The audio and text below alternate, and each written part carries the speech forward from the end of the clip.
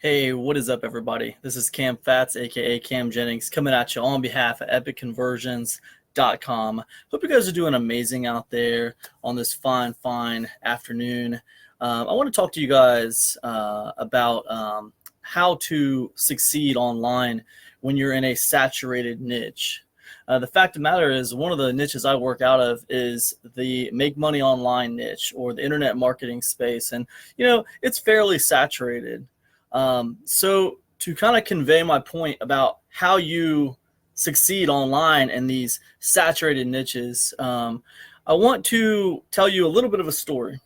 All right. So the story goes like this, right? Back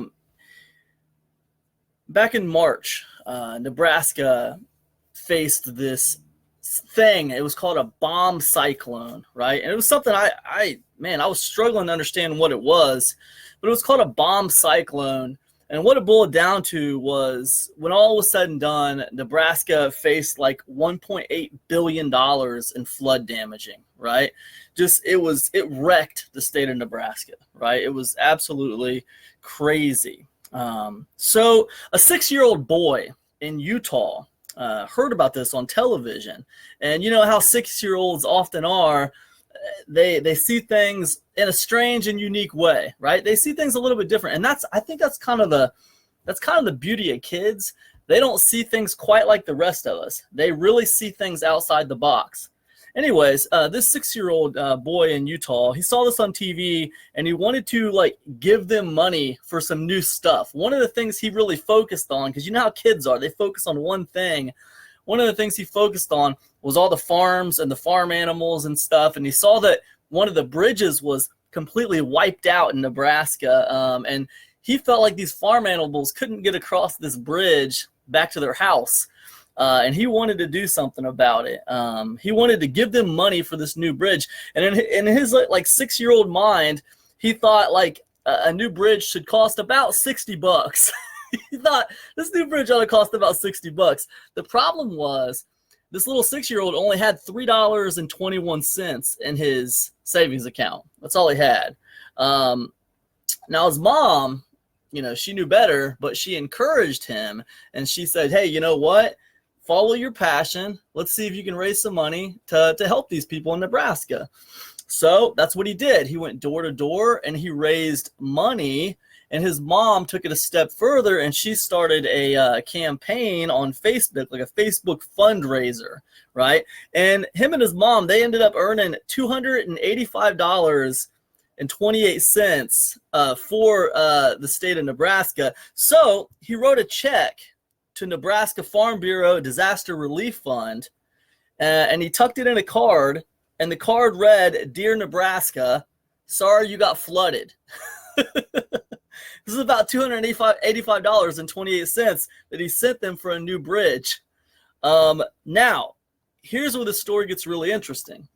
So this story made the news, and it made the news, and a guy in Virginia saw this story about a kid in Utah who felt bad for the people in Nebraska. The guy in Virginia was inspired by the kid in Utah who felt bad for the people in Nebraska. And this guy, he happened to own a scrap metal recycling service. And he had just taken down a 43-foot bridge in Virginia. So because he felt inspired by the 6-year-old boy in Utah who felt sorry for all the people in Nebraska, he called up Nebraska, donated that 43-foot bridge to Nebraska, and drove it on out there for him, right? I thought that was amazing. That might be one of the most amazing stories I've ever heard. But to me, it really kind of magnified what I wanted to talk to you guys about when it came to succeeding online in a saturated niche. And it really comes back to something I've heard two different ways. First time I heard this, it was by Napoleon Hill. It was a quote, and it was written in a book. And he said, "If you cannot do great things, do small things in a great way." right? And then later I heard a very similar quote by Martin Luther King Jr., and he said, if I cannot do great things, I can do small things in a great way, right? I'm not sure who said that first. I've heard it from two different places, but the point is, when you're in a saturated niche, sometimes it feels a little overwhelming to try to do big, great things, especially when you're first getting started. Sometimes the best thing to do is to focus on a small thing and try to do that one small thing the best you can. I mean, what if you just dedicated every single day, like 10 minutes of your day, to doing the best Facebook live stream that you could on your niche, right? And then in that live stream, you pitched your free thing. And that's all, that's the thing you focused on every single day. Just, if I cannot do great things, can I do a small thing in a great way? Could you do a small thing in a great way? And I think we can all take a cue from that little 6-year-old boy, because think about it. Like, that little 6-year-old boy, like, literally changed the state of Nebraska, right? He didn't realize he was going to do it probably at the time, but he did it. He did it, right? His actions inspired someone who donated a bridge to the state of Nebraska.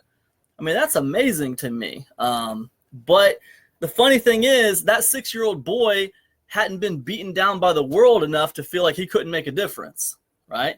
It's not like you guys out there looking at your saturated niche and you're thinking, I can't make a difference in this niche. There's nothing I can do. Everything's already been done.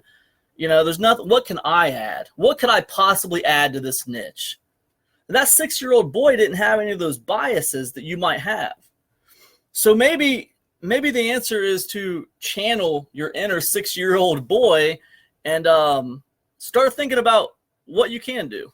You don't necessarily have to do great things. Maybe you could do small things in a great way, and maybe in turn, those small things become great things. That's what I think. Anyways, that's my thought of the day. You let me know what you think. I'd love to hear what you guys think about it. The fact of the matter is, I have these kind of thoughts running through my mind all the time. I'm always looking for positive stories on the internet, and I want to start sharing them with you guys. But I look them up for my benefit. But if I share them with you, that's really because I'm doing that for your benefit. So this video isn't really about me and what I think. It's really about you. So I'd love to hear what you think about the story I just told, and I'd love to hear what you think in general about this kind of stuff. And if you would like to hear more from me, be sure to get over to epicconversions.com. Check out my Insiders Club. It is awesome. We do a live coaching call every single month in there, and we have a lot of fun. So anyways, I'll see you guys in the next one. Peace, everybody.